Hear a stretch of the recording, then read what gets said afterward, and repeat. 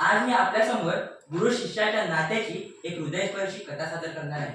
माझ्या कथेचे नाव आहे गुरुदक्षिणा.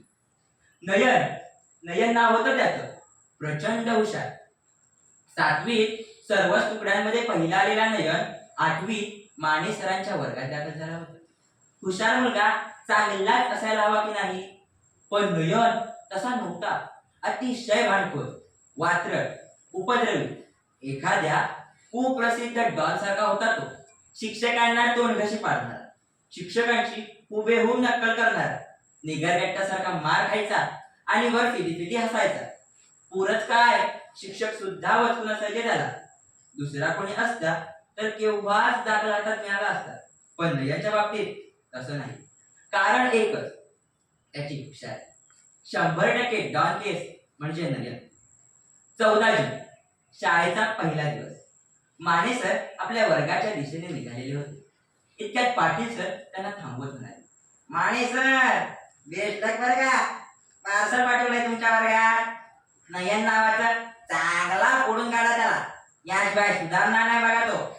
माने सर कसं नुसतं हसले.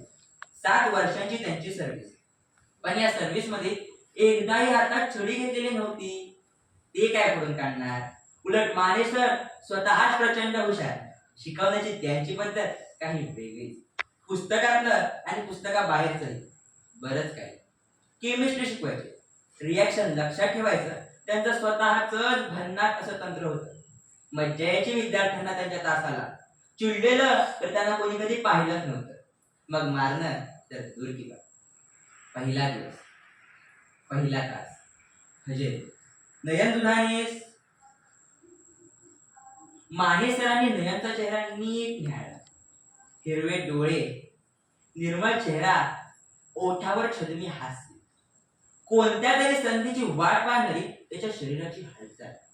चेहऱ्यावर हुशारीचं तेज, पण त्याला मरुडीचं गोंधळ. एक्स्ट्रा एनर्जी आहे पोरात, पण निद्रा होत नाहीये. काहीतरी लपवणारा हा चेहरा दिसतोय. कळेल कळेल. दुसऱ्या दिवसापासून नयनची उपद्रवी उपद्या हारमात सुरू झाली. तास संपल्यावर सरांनी त्याला बोलावलं आणि विचारलं, घरी कोण कोण असतं. आजी, बाबा आणि भाऊ. आई रे, हो हो असते की, आईही असते. नयनचं नजर सोडणारं उत्तर सरांनी फुकवलं.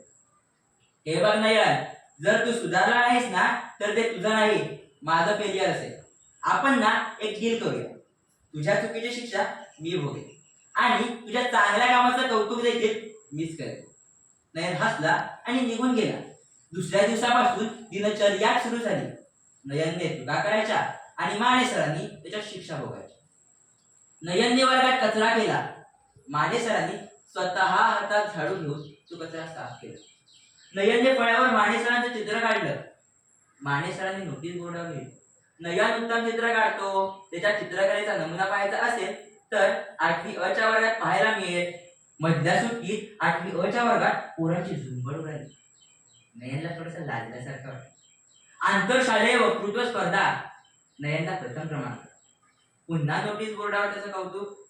हे दिनक्रम चालूच होते. आता मात्र नयनने एक वेगळाच फंड आजमावला. तिकडे माने सर शिकवायला लागले की हा इकडे गडगडाटी असायचा.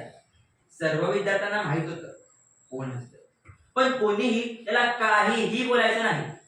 माने सरनी आपलं शिकवण्याचं काम चालूच ठेवायचे. पण त्या दिवशी नेमका मुख्याध्यापकांचा फेरा झाला. मुख्याध्यापकांच्या कानावर यांच्या गडगडाटी हसण्याचा आवाज केला. मुख्याध्यापक तावातावात वर्गात शिरले आणि माने सरांना म्हणाले, माने सर, ऐकू येत नाही का तुम्हाला? कोण हसतोय तर शोधून काढा आणि घेऊन या त्याला माझ्याकडे. आज दाखला देतो त्याला. नको सर, माझे सगळे विद्यार्थी चांगलेच आहेत. I will manage sir. काय मॅनेज करताय? तुमची स्ट्रॅटर्जी बदला, नाहीतर सरळ खालच्या वर्गांवर टाकेल तुम्हाला. मुख्याध्यापक ताळ ताळ घालून निघून गेले.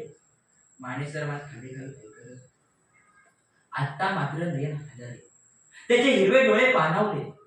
मधल्या सुट्टीत तो माने सरांच्या केबिन मध्ये गेला. त्यांच्या पायावर डोकं ठेवून ढसा ढसा रडला. माने सरांनी त्याला उठवलं आणि म्हणाले, हे बघ नयन, तुझी परिस्थिती मी जाणतो रे. मी ही 4 वर्षाचा असतानाच माझी आई या जगाला सोडून गेली. मीही तुझ्यासारखाच या जगावर सूड उगवायचो. खूप उशिरा कळलं चुकत होतो. एक ऐकशील नयन, फक्त माझ्यासाठी. तू तुझ्या नवीन आईला फक्त एक संधी दे. कदाचित ती तुझ्या नवीन आईची जागा नाही घेऊ शकत, पण तू मात्र तिचा सख्खा मुलगा नक्की होशील. आणखीन एक नयन, फक्त माझ्यासाठी. मला वाटतं की या नयनला लोकांनी फक्त आणि फक्त चांगल्या कामासाठीच लक्षात ठेवलं. त्या दिवसापासून नयन पार बदलून गेला. सर्व शिक्षकांचा आवडता विद्यार्थी बनला. सर्व विद्यार्थ्यांचा जिवलग मित्र बनला. आई वडिलांचा लाडका नयन आता 9वीत गेला. 9वीतून 10वीत गेला. 10वीत सर्वच तुकड्यांमध्ये पहिला आला. 11वी 12वी IITच्या तयारीसाठी त्याच्या वडिलांनी त्याला पुण्याला पाठवलं. तिकडून IIT खडगपूरला गेला. आज कितीतरी दिवसांनी मानेसर अक्षर वाचणार होते. बहुधा 3 वर्षानंतर. नको नको ती नकोशी आठवण. 3 वर्षापूर्वी शाळेच्या केमिकल लॅबचे साहित्य आणण्यासाठी मानेसर शहराकडे गेले होते. परतताना त्यांच्या टेम्पोचा भीषण अपघात झाला. ऍसिडच्या केमिकलच्या बॉटल्या फुटल्या गेल्या. अपघात एवढा भीषण होता की मानेसर तर बचावले, पण त्यांना त्यांचे डोळे कायमचेच गमावे लागले. 4 वर्षापासून या अंधकाराशी मैत्री करून मानेसर जगत होते. शाळा मानेसरांना सोडू शकत नाही. मानेसर काठी घेऊन शाळेत यायचे. ते सांगतील तसा एक विद्यार्थी फळ्यावर यायचा. पण कोणीतरी डोनर आपले डोळे दान करून गेला. मानेसरांच्या डोळ्याचं ऑपरेशन झालं. मानेसरांच्या डोळ्यांवरची पट्टी काढण्यात आली. तेच त्यांच्या हातात एक पत्र. आणखी काय लिहू सर? या जगाकडे पाहण्याची दृष्टी तर तुम्हीच दिली. खूप छळलंय तुम्हाला सर, पण अजून नाही छळणार. 2nd इयरला असतानाच कळलं मला कॅन्सर आहे.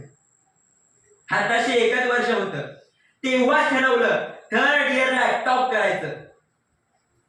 पण कदाचित जेव्हा माझा निकाल लागेल तेव्हा मी या जगात नसेल, पण माझे डोळे हा निकाल वाचतील.